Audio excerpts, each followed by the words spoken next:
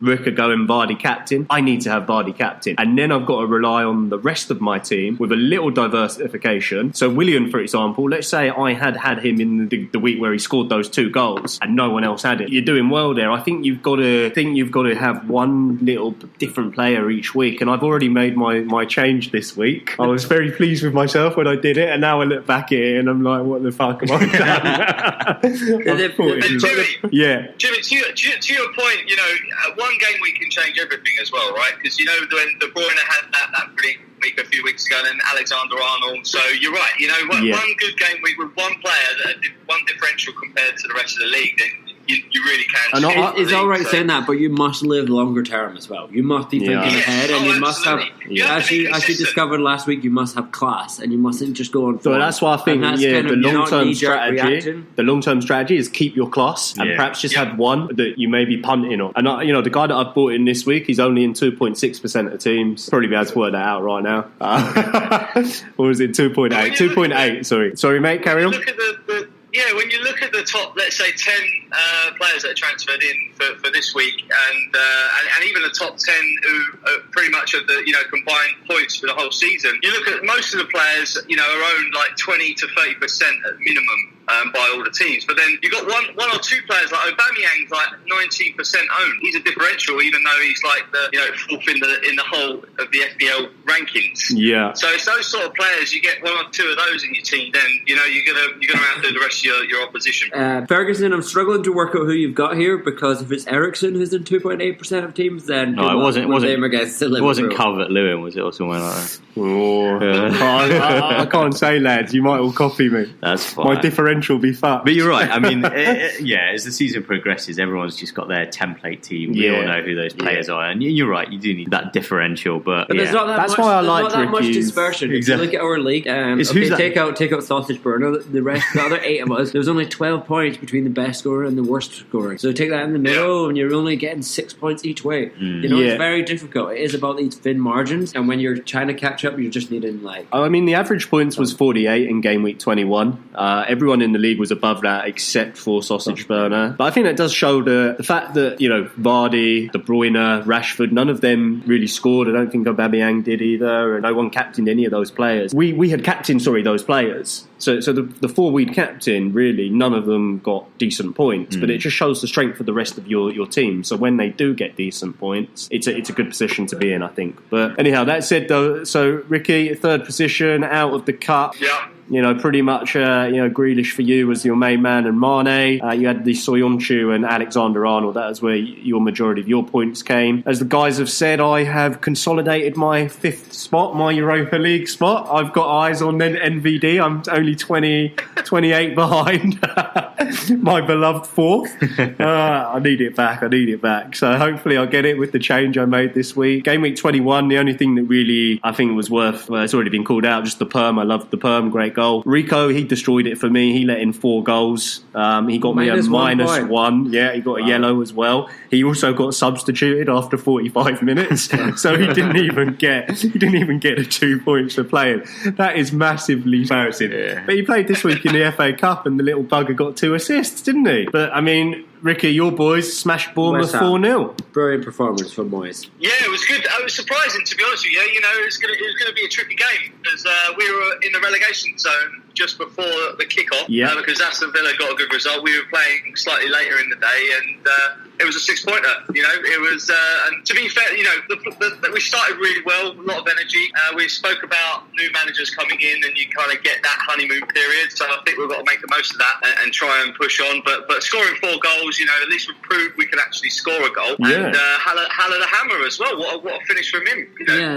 Great technique. So last week you were hoping, when you spoke at the end of the show, you were hoping for that new manager boost. And we did talk about Haller, and you thought he was going to get a goal. He did. He did. Good goal as well. I kind of sarcastically called out that West Ham would win 3-0.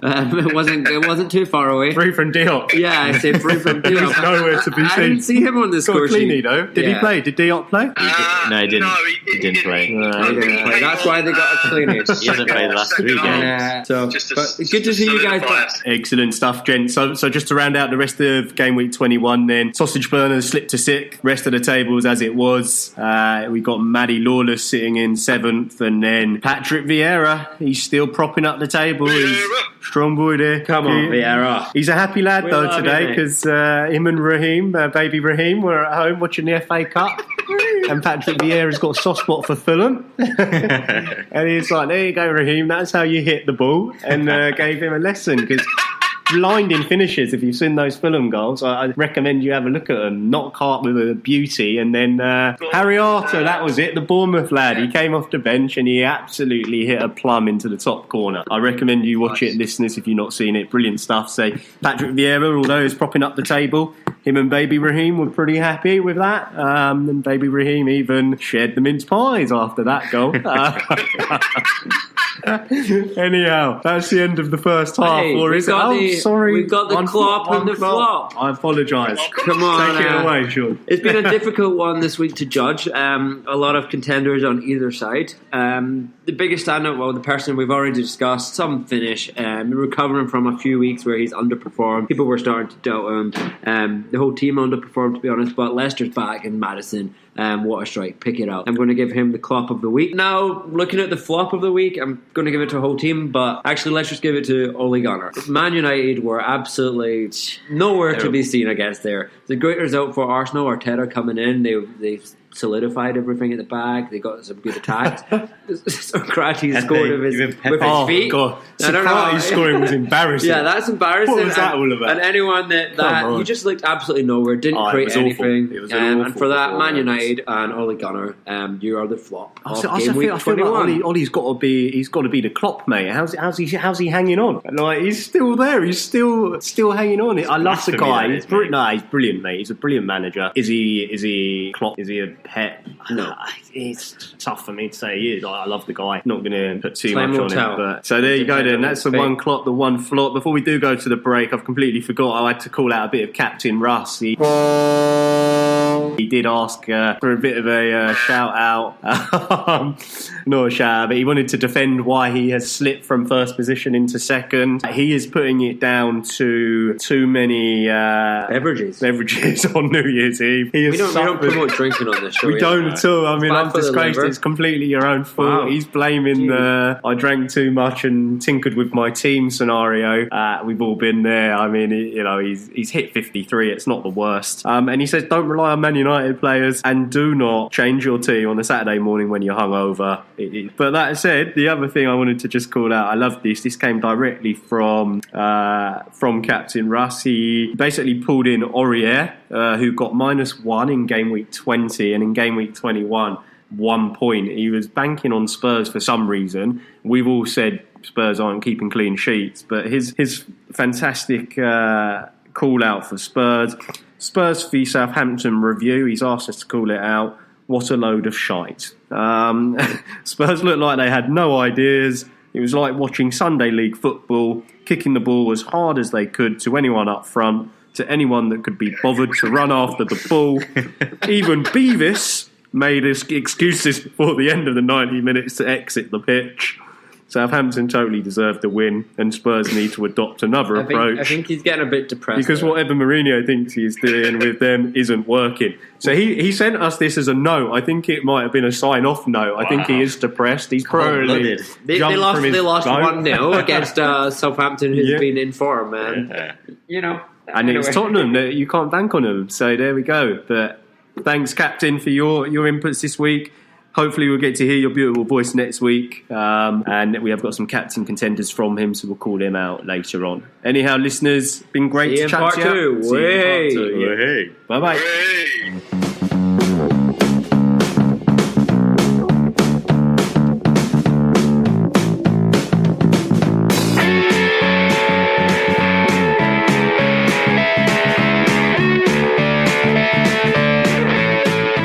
Welcome to part 2 of Left Back in the Changing Room.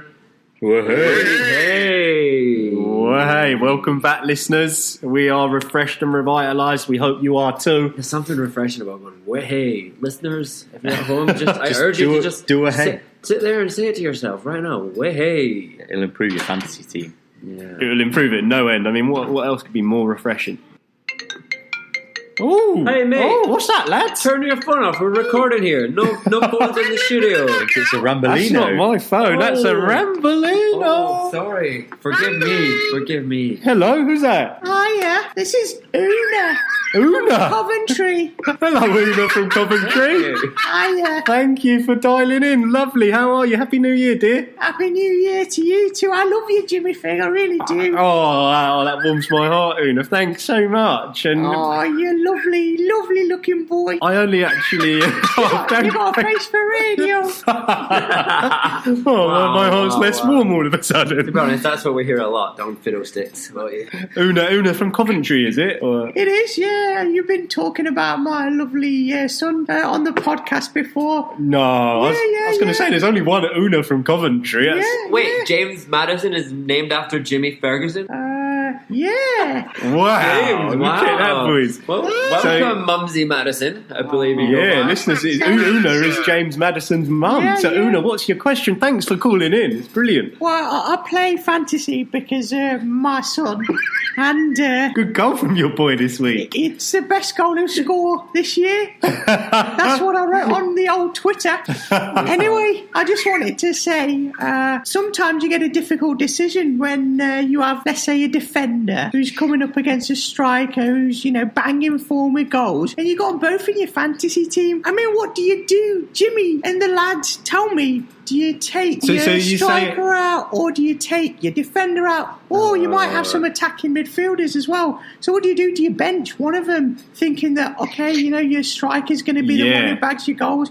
Because you don't want to get a defender who's going to get minus points. So I love that question. It's a great difficult decision. It's a really difficult one. So you're saying, Una, if this week, for example, Crystal Palace are playing Arsenal, if you've got Kelly in defence and you've got Aubameyang up front, if Aubameyang scores, Kelly automatically loses points. Yeah. So should you bench Kelly? Okay, good question. Who wants to take that to begin with? So for me, this really pains me every week it happens. And for me, I'm kind of too scared to make a bet either way. I think that if I pick the striker over the defender or the defender over the striker, I'm always scared that I'm going to get it wrong and I'm going to completely miss out both ways. So a lot of the time, to be honest, I'm happy enough just to keep them both in and say, okay, if I lose on one, I'll make on the other. The big thing where I really get messed up is, so this weekend, for example, we've got Leicester v Southampton. So we all know I've got Danny Wings in goal and up front, and in goals I've got Schmeichel. So, there, the big thing which will annoy me is if I see that flash pop up that Southampton has scored, I'll be, okay, I've lost the points for Schmeichel's cleanie. And then you look at the game and you see that it wasn't, in fact, Ings that scores. That's when it's like the most frustrating thing ever. So who's your sub-goalkeeper? My sub-goalkeeper, I can't actually tell you because I've never cared. I put the cheapest goalkeeper you can find in, and I will not be subbing out Schmeichel. I think Southampton will score one, if anything. So, yeah. You've got McGovern from... McGovern's quite good. He had a blinding game in the FA Cup. That's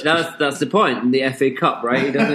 He doesn't really get involved much more than He's that. played twice this season so far. I think once when he played... Maybe not. Save in the FA Cup, you might get in. Yeah, so for me, I actually just keep both, stay away from it, and just hope, cross my fingers most of the time. I'm sure you guys have different So it's good to opinions. keep both, I think, but in let's say an instance where you've got a team that's near the bottom of the table that are sinking, let's say Bournemouth at the moment, for argument's sake, being beaten by West Ham 4-0. Let's say you did have a Bournemouth defender, who would have that, except for me, with Rico? Yeah, no, I think a lot of people have got Rico, to be fair. Yeah, you saw he got a -1 against West Ham. Right. If I've got, say, Bournemouth and they're coming up against Liverpool, in that instance, I would be very inclined to get Rico straight on the bench. Yeah. So I do think it does. You've got to take into account who they're playing as well. I think for your sort of Southampton, Leicester, you don't actually have a choice but to play your goalkeeper.